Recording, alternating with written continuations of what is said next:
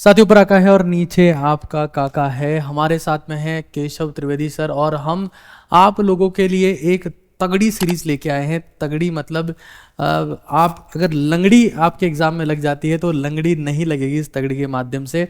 Series जो है that is about the 12th physics. थोड़ा बहुत मैं बताऊंगा और उसके बाद में केटी सर इसके बारे में बताएंगे। देखो, केटी सर का इससे पहले आपने बहुत सारा कंटेंट ऐसा देखा होगा जिसमें वो फिजिक्स में पेन की इंक बचाने की बात करते हैं, यानी कि फिजिक्स बिना पेन के, पेन की ज़रूरत नहीं है। सिर्फ आप सोचें सर, पेंसिल से तो नहीं करना पड़ता था, नहीं पेंसिल से भी नहीं करना पड़ता था, उसमें डायरेक्टली आप बिना जस्ट आपको कॉन्सेप्ट समझना होता था, you just do the calculation and you get the answer. वैसे ही सर 12th क्लास के लिए, मतलब 12th क्लास वाले कंटेंट के साथ में, because AJ sir is doing with the mechanics, sir will be starting with the class 12th first book. Series start हो रही है 16 मार्च से। ये सारे टॉपिक्स हैं। इलेक्ट्रोस्टैटिक्स ऑन 16 मार्च, 18 मार्च उसके बाद में करंट इलेक्ट्रिसिटी, फिर कैपेसिटर है, उसके बाद मैग्नेटिज्म है, उसके बाद में इलेक्ट्रोमैग्नेटिक इंडक्शन है। क्या क्या होगा बता दे रहा हूँ। सीरीज का नाम है फिजिक्स सर्जरी सीरीज। क्यों? देखो, इस सीरीज में सर पहली बार ऐसा इतिहास में होगा that there will be subjective question, जो मल्टीपल क्वेश्चन का इंटीग्रेशन होगा। मतलब आप ये कह सकते हैं कि ऐसा कोई सवाल नहीं कि किया और ऑप्शन टिक कर दिया, किया और ऑप्शन टिक कर दिया। No, it will be different. Means this series will be equally effective for the JEE aspirants, for the Olympiad aspirants.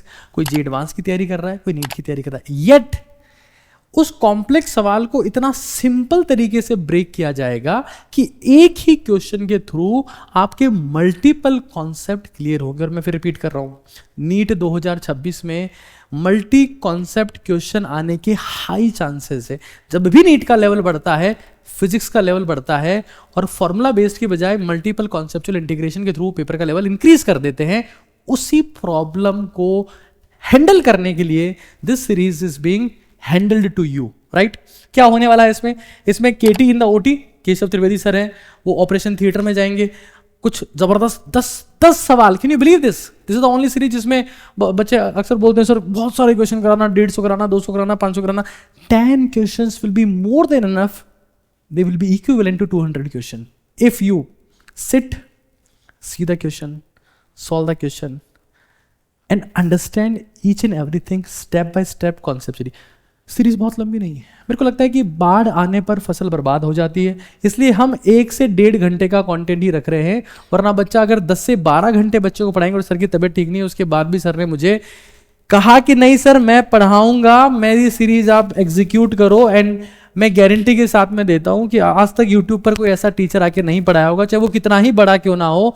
एक बार बच्चे को आप मेरे पास लेके आइए, मैं बताऊंगा कि टीचिंग किसको बोलते हैं। तो भाई सर को एक लेक्चर जो सर का 16 मार्च को इलेक्ट्रोस्टैटिक्स का एक लेक्चर मेरी रिक्वेस्ट पे, सिर्फ मेरी रिक्वेस्ट पे, है ना, बिकॉज मैं सर को बहुत टाइम से जानता हूँ, I know what kind of quality he has. एक लेक्चर मेरी रिक्वेस्ट पे, और मैं कमेंट में चाहता हूँ yes sir on your request we are coming for the lecture, yes sir on your request we are coming for the lecture.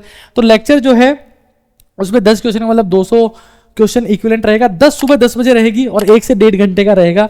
मतलब आपका शेड्यूल डिस्टर्ब नहीं हो रहा। उसके बाद मेरी केमिस्ट्री क्लास होती है, आपको पता है, तो फिजिक्स हो गया, केमिस्ट्री हो गया, और एजे सर का मैकेनिक्स चल रहा है, वो रिकॉर्डेड फॉर्म में चल रहा है। आप लोग जानते हैं बायो का भी सीरीज स्टार्ट कर दिया। तो बहुत सारी सीरीज हम लोग आपके लिए स्टेप बाय स्टेप ला रहे हैं। ये वाली सीरीज नीट का आकाजी वाले चैनल पर ही रहेगी। सीरीज के नोट्स ऐप पर मिलेंगे और एडिशनल क्वेश्चन, अगर आपको लगता है कि नहीं सर 10 से भी ज्यादा क्वेश्चन मेरे को करना है, मैं टॉप क्लास बच्चा हूं, मैं तो फोड़ दूंगा, मेरे को टॉप रैंक लाना है, एडिशनल क्वेश्चन आपको फिजिक्स सर्जरी सीरीज में ऐप पर ही मिलेंगे। और सर ने मुझे प्रॉमिस किया है कि सर 12th के बाद में अगर बच्चों का रिस्पॉन्स सही रहा, सब कुछ ठीक रहा, तो मैं पूरी की पूरी फिजिक्स यहां पर कराऊंगा 10-10 क्वेश्चन के थ्रू। हर चैप्टर के तकरीबन 10 क्वेश्चन लेंगे, मैं 300 के आसपास सवाल करा दूंगा। और मैं छाती ठोक के कह रहा हूं कि डायरेक्टली और इनडायरेक्टली इन कॉन्सेप्ट्स के बाहर कोई सवाल आएगा नहीं नीट 2026 में, चाहे पेपर कितना भी टफ आ जाए। अब केटी सर बोलेंगे। केटी सर, एक बार आप कुछ इनपुट देना चाहें तो। थैंक यू सो मच, ने बहुत अच्छे से सर प्रेजेंट किया सारी चीज़ें। बच्चों, जैसा नीट 2025 का हमने पेपर देखा था, उसमें हम लोग नोटिस कर सकते हैं कि बहुत सारे क्वेश्चन जो PYQ बेस्ड ही थे, ट्रिवियल से थे, वो थोड़ा लैंग्वेज लेंदी कर दिया गया था। कुछ मल्टी कॉन्सेप्ट इंटीग्रेटेड थे, है ना। आजकल जेई के प्रिपरेशन में एक बुक है HC वर्मा, उसके कुछ ऑब्जेक्टिव क्वेश्चंस भी देखने को मिले थे, है ना। तो मैं ये चाहता हूँ बेटा कि देखिए, एग्जाम में ना 3 तरह के क्वेश्चन पूछे जाते हैं। एक सीन एंड सॉल्वेबल, मतलब जो देखा देखा सा है, और जो सारे बच्चे हल कर सकते हैं। सारे से मेरा मतलब ये है कि जो भी 20-22 लाख में जो भी बच्चा मेहनत किया है, सिंसियरिटी के साथ पढ़ा है, किसी एक मटेरियल को, किसी एक टीचर को फॉलो किया है, वो कर सकता है। कुछ होते हैं अनसीन बट सॉल्वेबल, जिन बच्चों ने कॉन्सेप्ट को बहुत अच्छे तरीके से गहराई से समझा है, वो उन सवालों को भले ही देखे ना हो पहले, लेकिन वहां सॉल्व कर सकते हैं। और एक और कैटेगरी होती है बेटी, अनसीन एंड अनसॉल्वेबल। मैं ये चाहता हूं कि जो जो बाद के दो कैटेगरी हैं, अनसीन एंड सॉल्वेबल और अनसीन एंड अनसॉल्वेबल, ये दोनों आपके लिए हाईली सॉल्वेबल के कैटेगरी में आ जाए।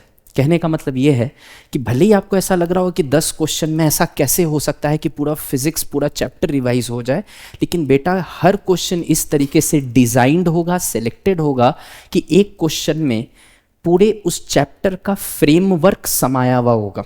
जब आप उन सवालों को पार्ट बाय पार्ट करोगे तो ऑटोमेटिकली उसके एक्सप्लेनेशन में, बाय द वे मैं एक्सप्लेन जब चीज़ों को करूँगा तो बिल्कुल स्क्रैच से उठाऊंगा। आपने प्रिपरेशन नहीं की है, कोई बात नहीं, कोई इशू नहीं है, बस आके अटेंड कर लीजिएगा क्लास। मैं बिल्कुल स्क्रैच से उठा के उसको एडवांस लेवल तक ले जाऊंगा। मैं ये दिखाऊंगा तुम्हें कि एक सवाल से इजी, नीट से भी सुपर इजी लेवल का सवाल फ्रेम होगा तो क्या पूछा जाएगा, और उसी सवाल, जो कॉन्सेप्ट्स उस सवाल में शामिल है, उससे टफ सवाल अगर बनाया जाए नीट 2025 के तर्ज पे, अगर सबसे टफ सवाल भी बनाने की कोशिश की जाए तो भी क्या आएगा, और फिर उनमें क्या ब्रिज है ना। सारी चीज़ों को हम कनेक्ट करेंगे जब फ्रेमवर्क डिस्कस करेंगे, तो हर प्रॉब्लम आपको समझ आएगा, क्लैरिटी आएगी। और जहां एक आपको लगता है कि सर टफ सवाल सॉल्व करने की क्या पॉसिबिलिटी है, बेटा ये पॉसिबिलिटी को मैं रियलिटी करके दिखाऊंगा। आप बस तरीके से इसको फॉलो कर लीजिएगा, आप खेलना सीख जाएंगे फिजिक्स के क्वेश्चंस के साथ। ये मेरे वर्ड्स हैं, आपको मार्क माई वर्ड्स, आप फिजिक्स के साथ खेलना सीख जाएंगे, ठीक है। तो आई थिंक सारी चीज़ें सर ने बहुत अच्छे से एक्सप्लेन की है। आइए एक बार आप लेक्चर लीजिए, आपको लिटरली डिफरेंस फील आएगा। Thank you so much.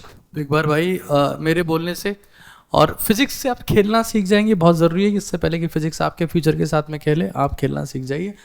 तो इट विल स्टार्ट बाय 16 मार्च, और आई होप आप सब लोग सिंसियरिटी के साथ में मेरे बोलने से एक बार, it is my request to all of you, you come attend and see. If you see the visible difference, if you see the conceptual clarity, the quality, the connectivity, I know very well कि आप 18 मार्च को खुद आ जाएंगे। उसके बाद मुझे बोलने की जरूरत नहीं पड़ेगी। ऊपर आका है और नीचे आपका काका है।